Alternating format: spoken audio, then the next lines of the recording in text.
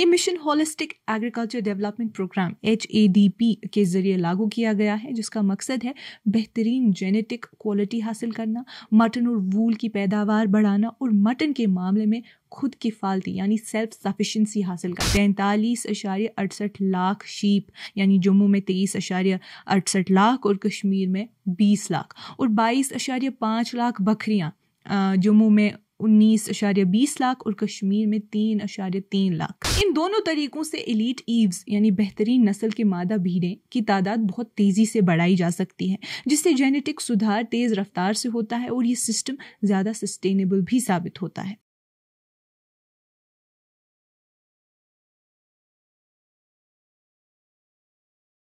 ये कश्मीर रिपोर्ट है। आप सब नाजरीन का खुशामदीद। मैं हूं आपकी मेज़बान उमाइमा ऋषि। नाजरीन, जम्मू और कश्मीर की हुकूमत ने एक नई और टेक्नोलॉजी पर मबनी पहल शुरू की है, जिसका नाम है जम्मू और कश्मीर एलीट शीप मिशन। ये एक ऐसा प्रोजेक्ट है जो पूरे यूनियन टेरिटरी के लाइफ स्टॉक सेक्टर को बदलने का मकसद रखता है।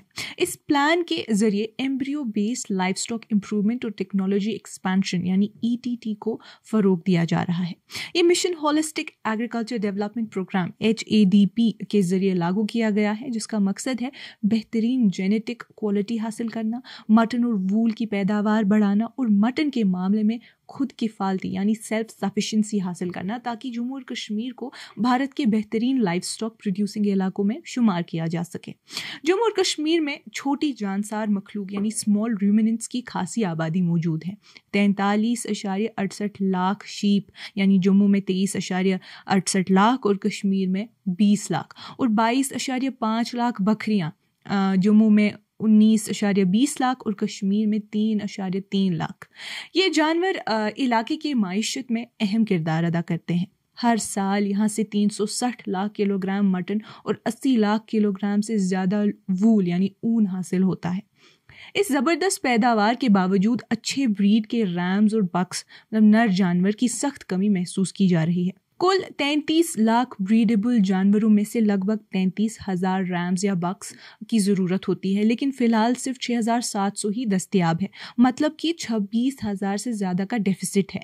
ये कमी पुरानी क्रॉस ब्रीडिंग के तरीकों ने हुकूमत को मजबूर किया कि वो एक नई पॉलिसी अपनाए, एम्ब्रियो ट्रांसफ़र टेक्नोलॉजी यानी ETT और multiple ovulation embryo transfer MOET का इस्तेमाल। इन दोनों तरीकों से एलीट ईव्स यानी बेहतरीन नस्ल के मादा भीड़ें की तादाद बहुत तेजी से बढ़ाई जा सकती है, जिससे जेनेटिक सुधार तेज रफ्तार से होता है और ये सिस्टम ज्यादा सस्टेनेबल भी साबित होता है।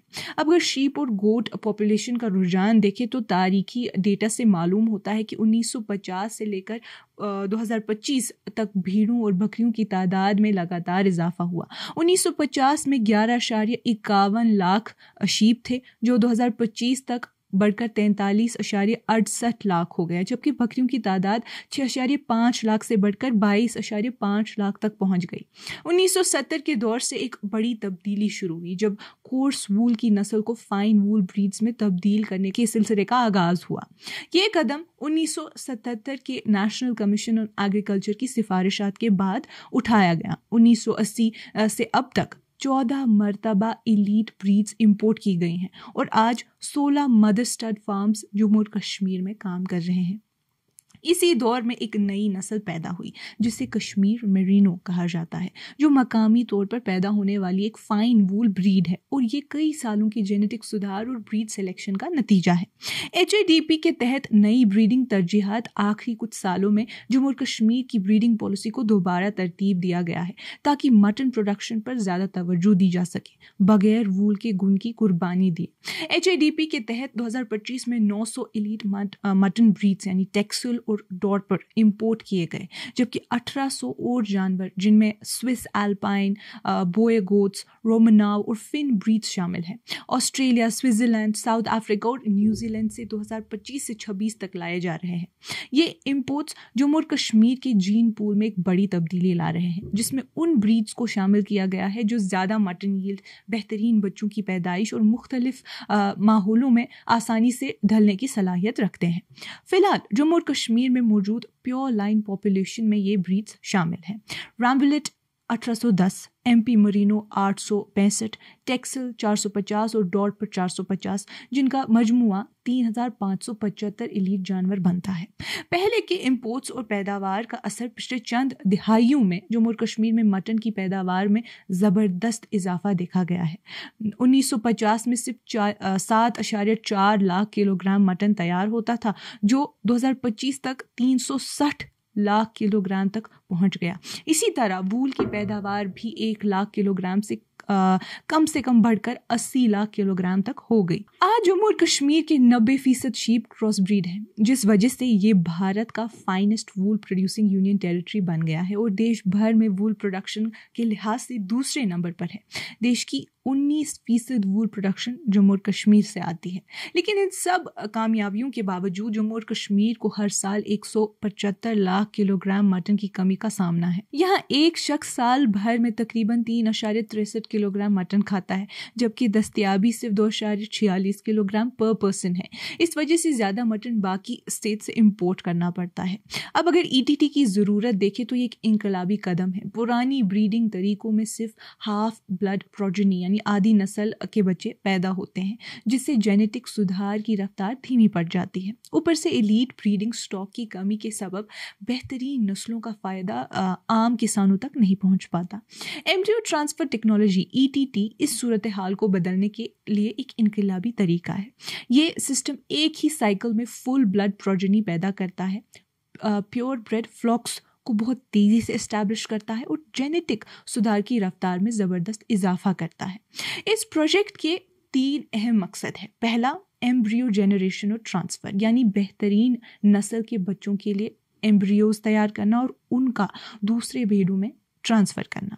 दूसरा, जर्म प्लाज्म बायोबैंकिंग, यानी बेहतरीन जेनेटिक मटेरियल को महफूज रखना ताकि आगे चलकर ब्रीडिंग में इस्तेमाल किया जा सके। और तीसरा, स्टड फार्म डेवलपमेंट, उन फार्म्स का कयाम जो एलीट ब्रीड्स की पैदाइश और नई नस्लों के लिए मरकज़ का काम करे।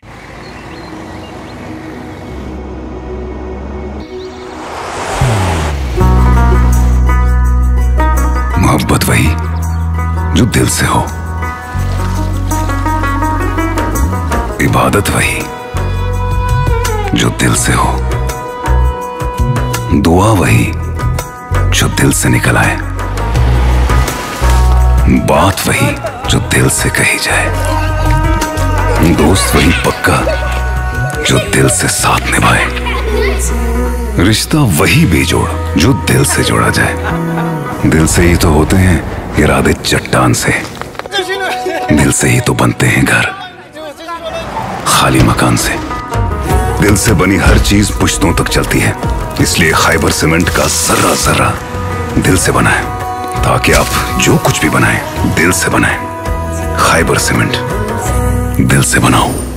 ETT की टेक्निकल कामयाबियों के बारे में बात करें तो ज़कूरा लेबोरेटरी कोस्ट कश्मीर की बात आती है। ज़कूरा में ETT के तजुर्बों ने बहुत बेहतरीन नताइज दिए। यहाँ 22 डोनर ईव्स मादा भीड़ों पर काम किया गया, जिससे 288 एम्ब्रियोज हासिल हुए। हर भीड़ से तकरीबन 13 एम्ब्रियोज। इनमें से 88 एम्ब्रियोज 28 रिसिपिएंट्स में ट्रांसफ़र किए गए, जिसमें 23 प्रेगनेंसीज कंफर्म हुई, यानी 82%। आखिर में 27 लाइव लैम्ब्स पैदा हुए, जबकि इम्प्लांटेशन रेट जो थी तकरीबन 50% रही, जो कि दुनिया की बेहतरीन स्टैंडर्ड्स के बराबर माना जाता है। पांथल लेबोरेटरी जम्मू की बात करें तो पांथल में 31 डोनर भीड़ों से 120 एम्ब्रियोज लिए गए, जिसमें 116 वायबल जिंदा और फंक्शनल थे। 105 एम्ब्रियोज को 44 रिसिपिएंट्स में ट्रांसफ़र किया गया, जहां 11 प्रेगनेंसीज कंफर्म हुई, यानी 27%। इस तजुर्बे से 16 लाइव लैम्ब्स पैदा हुए, जिसमें 5 भीड़ों ने ट्विंस यानी जुड़वा को जन्म दिया। कुछ भीड़ें लैम्बिंग से पहले ही मर गईं, लेकिन इसके बावजूद ये नताइज बहुत उम्मीद अफजा रहे। ये तमाम नताइज साबित करते हैं कि जम्मू और कश्मीर के मौसम और हालात ETT टेक्नोलॉजी के लिए बिल्कुल मौजूद यानी सूटेबल है, और ये सिस्टम मकामी सतह पर कामयाब साबित हो रहा है।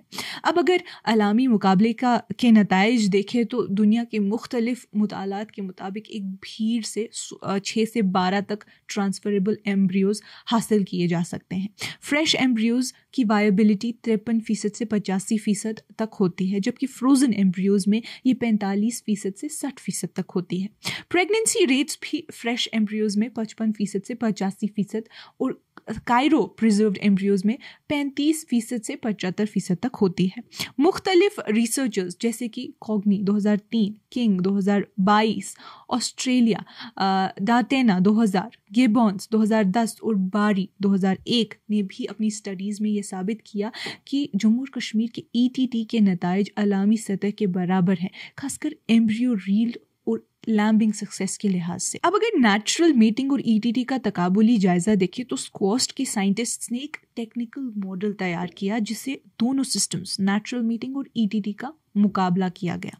उनके मुताबिक नेचुरल मीटिंग में हर इलीट भीड़ साल भर में सिर्फ 1 लैम्ब पैदा करती है, जबकि ETT सिस्टम में फ्रेश और फ्रोजन दोनों एम्ब्रियोज के जरिए एक भीड़ 5 से 6 लैम्ब्स हर साल पैदा कर सकती है। अगर साल में 2 फ्लशेस यानी अप्रैल और सितंबर किए जाएं और 90% हार्मोनल रिस्पॉन्स मिले, जिसमें कंसेप्शन रेट 75% यानी फ्रेश और 60% फ्रोजन हो, तो ETT सिस्टम नेचुरल ब्रीडिंग से 5 गुना ज़्यादा प्रोडक्टिव साबित होता है। यानी इस नई टेक्नोलॉजी के जरिए रिप्रोडक्टिव एफिशिएंसी में 5 गुना इजाफा मुमकिन है। मिशन के तहत 20 embryo transfer technology ETT laboratories कायम की जा रही हैं, 10 जम्मू में और 10 कश्मीर में। इनमें से 4 लैब्स 2 हर रीजन में को एम्ब्रियो जनरेशन सेंटर्स के तौर पर भी इस्तेमाल किया जाएगा। हर साल ये सेंटर्स कुल 66,000 एम्ब्रियोज तैयार करेंगे, मतलब हर डिस्ट्रिक्ट को तकरीबन 3,300 एम्ब्रियोज मिलेंगे। इससे कुछ एक्सपेक्टेड आउटपुट्स ये होंगे जैसे कि 13,000 जिंदा लैम्ब्स हर साल फ्रेश एम्ब्रियोज से मिलेंगे, 10,000 लैम्ब्स कायरो प्रिजर्व्ड एम्ब्रियोज से, और 10 सालों के बाद ये प्रोग्राम 1.7 लाख से ज़्यादा एलीट फुल ब्लड जानवरों की नस्ल तैयार करेगा। अब अगर कैपेसिटी बिल्डिंग और ट्रेनिंग की बात करें तो इस प्रोजेक्ट का एक अहम पहलू वेटनरी फील्ड के लोगों की स्किल डेवलपमेंट है। इसके ज़रिए जम्मू और कश्मीर के वेटनरी डिपार्टमेंट के स्टाफ को नए साइंटिफिक तरीके सीखने का मौका दिया जाएगा। कुल 160 अफराद को ट्रेनिंग दी जाएगी, जिसमें 80 वेटनरी असिस्टेंट सर्जन्स VAS और 80 पैरावेट्स शामिल होंगे। ये एक 2 महीने का इंटेंसिव ट्रेनिंग प्रोग्राम होगा, जिसमें 15 दिन थ्योरी क्लासेस और 45 दिन प्रैक्टिकल हाथ से काम करने की ट्रेनिंग दी जाएगी। ये तमाम ट्रेनिंग स्क्वास्ट जम्मू और स्क्वास्ट कश्मीर के मरकज़ों पर करवाई जाएगी। ट्रेनिंग का खर्चा होलिस्टिक एग्रीकल्चर डेवलपमेंट प्रोग्राम यानी HADP के जरिए पूरा किया जाएगा, ताकि डिपार्टमेंट पर अलग से बोझ ना आए। जम्मू और कश्मीर एलीट शीप मिशन का कुल खर्चा 63.14 करोड़ रुपए के आसपास का अंदाज़ा लगाया गया है, जो 5 सालों में खर्च होगा। इसमें ETT लेबोरेटरीज का कयाम, इक्विपमेंट की खरीद, इंफ्रास्ट्रक्चर का डेवलपमेंट और ट्रेनिंग प्रोग्राम्स के तमाम पहलू शामिल हैं। कश्मीर डिवीजन की बात करें तो 9 एम्ब्रियो जनरेशन और ट्रांसफर लैब्स हर एक पर 0.90 करोड़, कुल 8.13 करोड़। ज़कुरा लैब की अपग्रेडेशन पे 1 करोड़, 3 नए जनरेशन लैब्स के लिए इक्विपमेंट, 6 डिस्ट्रिक्ट लैब्स के लिए इक्विपमेंट्स यानी 9.48 करोड़, कुल मिलाकर 30.2 करोड़। जम्मू डिवीजन की बात करें तो 9 जनरेशन और ट्रांसफर लैब्स यानी 8.13 करोड़, पांथर लैब की अपग्रेडेशन 0.30 करोड़, 4 नए जनरेशन लैब्स के लिए इक्विपमेंट यानी 15.20 करोड़ और 6 डिस्ट्रिक्ट लैब्स के लिए इक्विपमेंट यानी 9.48 करोड़, कुल मिलाकर 33.12 करोड़। इन लेबोरेटरीज के लिए जगह बारामुल्ला, हरिपुरा गांधरबल, गणेशपुरा अनंतनाग, पांथल रियासी में, कारथोली सांबा में, राजबाग कठुआ में और कुछ और डिस्ट्रिक्ट हेडक्वार्टर्स में मुकर्रर की गई हैं।